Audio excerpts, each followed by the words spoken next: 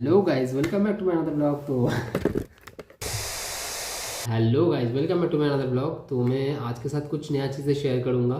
मुझे लगता है कि आपको भी शायद ये चीज़ पसंद आएगा, क्योंकि ये नॉर्मल बेसिक प्रॉब्लम होता है जब हम बिजनेस स्टार्ट करते हैं। तो कुछ बहुत सी चीज़ें आइडिया दिमाग में होता है, लेकिन उसको एग्जीक्यूट करने के टाइम में मतलब हिचकिचाहट बहुत होता है, क्योंकि अ, पता नहीं होता है कि उसका फीडबैक क्या होगा, उसको उसको कैसे इम्प्लीमेंट करना है, पहला लाइन क्या बोलना है, क्या चीज़ मुझे करना चाहिए, क्या चीज़ नहीं करना चाहिए।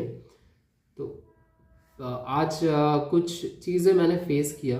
पहली बात, मैंने जब कोशिश किया कि चलो आज कुछ रियल पब्लिक फीडबैक लेते हैं और उसके अगेंस्ट पे हम उनको एक चीज़ गिफ्ट करेंगे, बट वो हुआ नहीं अल्टीमेटली। क्यों नहीं हुआ? क्योंकि मेरे को हिचकिचाहट हो रहा था चीज़ों को लेके। मुझे लग रहा था कि कैसे बताऊँ, कैसे अप्रोच करूँ, कैसे चीज़ों को मतलब बोलने का कोशिश कर रहा था पर हो नहीं रहा है।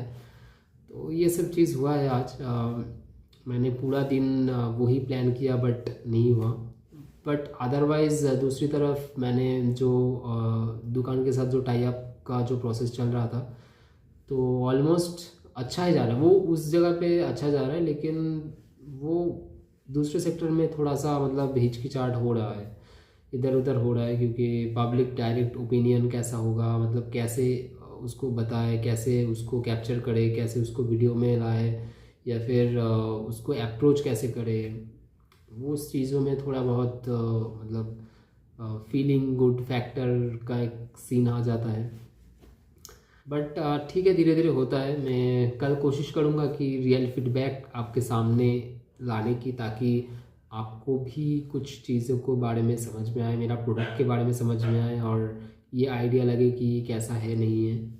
और दूसरा, मैं आपके साथ कुछ चीज़ें शेयर कर रहा हूँ जो कि शायद आपको भी बहुत हेल्प करेगा लाइफ में, क्योंकि मैंने अपना एक्सपीरियंस से ये चीज़ों को फेस किया है और मेरे दिमाग में भी हमेशा घूमता रहता है कि देखो, कम्युनिकेशन लाइफ में बहुत ज़्यादा इंपॉर्टेंट है। ठीक है, लाइफ में कम्युनिकेशन मतलब आपको आना ही चाहिए, अदरवाइज़ आप किसी भी जगह पे सरवाइव नहीं कर पाओगे।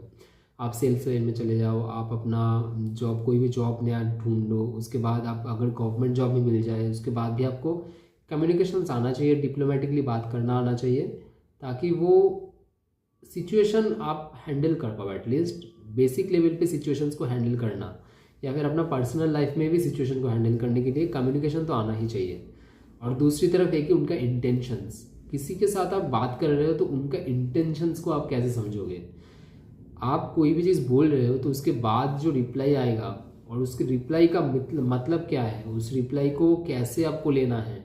कोई बंदा के साथ आप बात कर रहे हो, वो झूठ बोल रहा है कि सही बोल रहा है, उसको उस चीज़ को भी समझना एक आर्ट होता है मेरे ख्याल से। क्योंकि देखो, आप जब तक दूसरे बंदे का इंटेंशंस नहीं समझोगे, आपको समझ में नहीं आएगा कि आपको नेक्स्ट क्या बोलना है, कितना दूर तक ये रिलेशनशिप जाएगा, पार्टनरशिप जाएगा, या फिर आपका फ्रेंडशिप ही हो सकता है, आपका रिलेशनशिप हो सकता है। तो वो कितना दूर तक जाएगा, और वो बंदा आपके सामने से क्या चाहता है और क्या आपको बोलना चाहता है, या फिर सिर्फ उसके फ़ायदे के बारे में बात कर रहे हैं, या फिर आपके साथ एक सच में बॉन्डिंग बनाना चाहता है, ये भी समझना पड़ेगा। ये भी समझ सकते हो। जिस बुक को मैंने भी पढ़ा है, उस बुक का नाम है read people like a book. इस बुक को पढ़ने के बाद आप ये पता लगा सकते हो कि झूठ बोलने का पैटर्न क्या होता है। अगर कोई भी सामने आपसे झूठ बोल रहा है या फिर गलत चीज़ें बोल रहा है, तो उस आइडेंटिफिकेशन को आप समझ सकते हो। उस एक लाइन होता है, एक पैटर्न होता है उनके अंदर, जो आपको दिखने लगता है। मैं आपको दो तीन एग्जांपल देके समझाता हूँ।